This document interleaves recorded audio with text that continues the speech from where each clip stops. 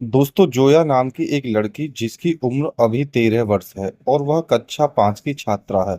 दोस्तों जोया सुबह सुबह स्कूल को जाती है। स्कूल में जाने के बाद वह देखती है कि स्कूल के ही एक अध्यापक और इसी स्कूल की एक मैडम एक ऐसी स्थिति में है जिस स्थिति में उन दोनों को नहीं होना चाहिए।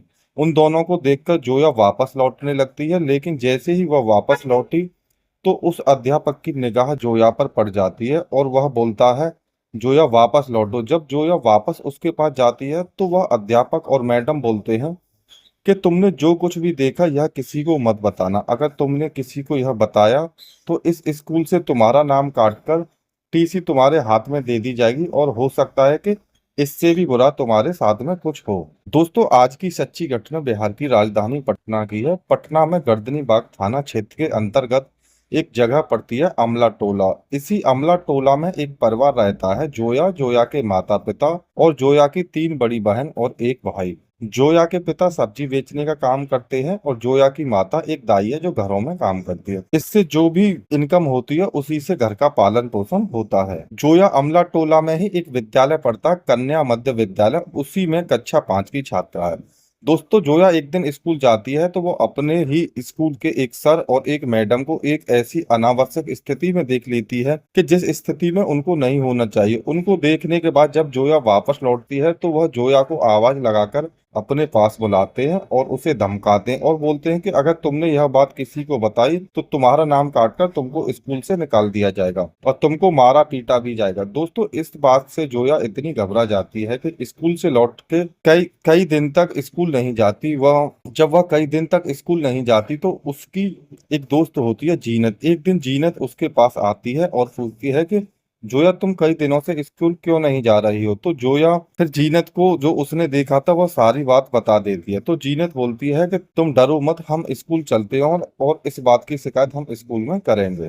दोस्तों 27 अगस्त 2025 को जीनत और जोया दोनों स्कूल जाती हैं। दोस्तों 10:15 पर स्कूल में चीख पुकार की आवाज सुनाई देती है।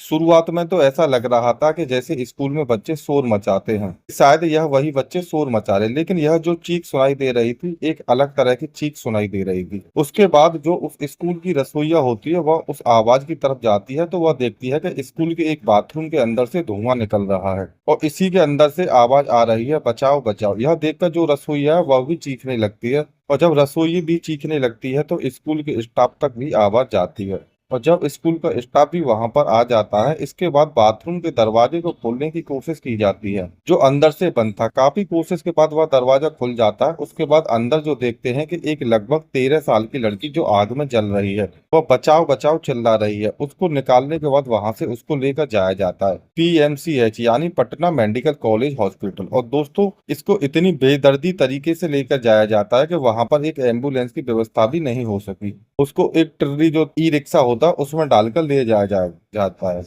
जब वह अस्पताल पहुंच जाती है, अस्पताल पहुंचने के बाद जब डॉक्टर पूछते हैं कि इस लड़की के साथ में क्या हुआ है और इसका क्या नाम है, तो दोस्तों यहाँ पर बड़ी शर्मनाक बात है कि स्कूल के अध्यापक उस लड़की का नाम तक नहीं बता पाए, जबकि बच्चों का नाम तो हर कोई जानता है। उसके बाद उस लड़की का नाम लावारिस में लिख दिया जाता है। फिर डॉक्टर भी समझ जाते हैं कि इस लड़की के साथ में कोई ना कोई अनहोनी घटना तो जरूर हुई है। तो फिर डॉक्टर पुलिस को सूचना देते हैं जो वहां का थाना लगता है गर्दनी बाग।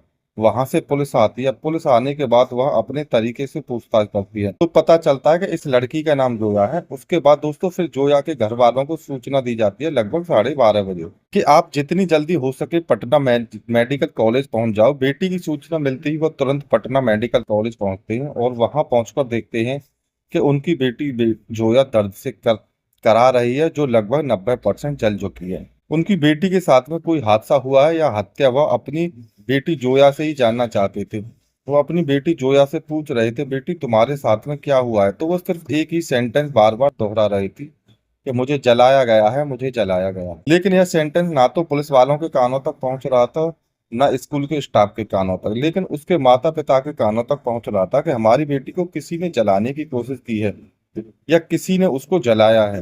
दोस्तों अब लगभग दोपहर के 3 बज चुके थे और अस्पताल में जोया के रिश्तेदार, उसके आसपास के लोग भी इकट्ठा हो गए थे। लगभग 150-200 लोग यहाँ पर आ चुके थे। उसके बाद यह सभी लोग स्कूल में जाते हैं और जाकर यह देखना चाहते हैं कि आखिर हमारी बेटी के साथ में कहाँ पर यह हादसा हुआ था। अस्पताल से निकलने के बाद ये सभी लोग स्कूल में जाते हैं और यह देखते हैं कि उनकी बेटी के साथ में यह हादसा कहाँ पर हुआ।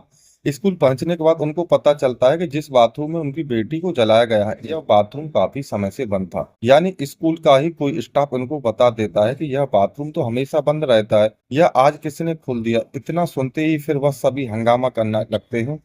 तो जो भी उनके सामने आता है, चाहे स्कूल का मैडम हो या अध्यापक या पुलिस वाला, वह सबको पीटने लगते हैं। हालांकि पुलिस वाले उनको समझाने की कोशिश भी करते हैं, लेकिन वह नहीं मानते।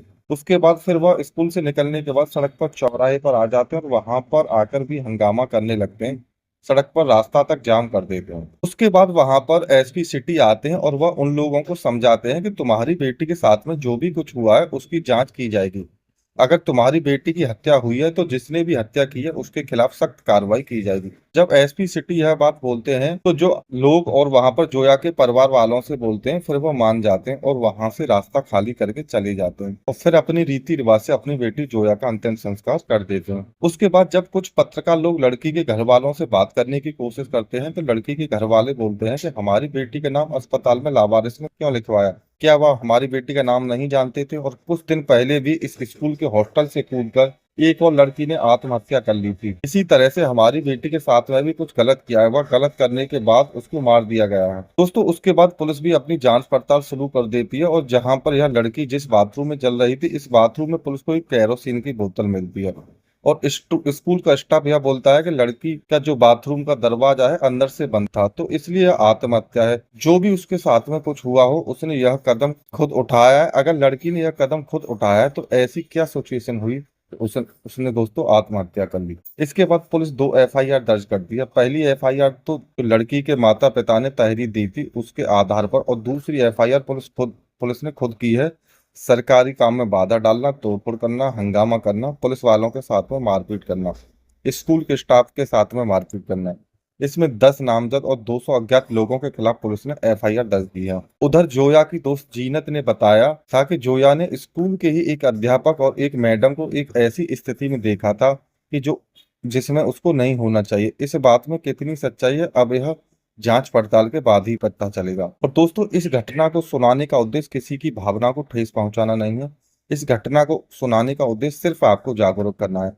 दोस्तों आपको इस चैनल पर जितने भी वीडियो मिलेंगे सभी सच्ची घटनाओं पर आधारित मिलेंगी।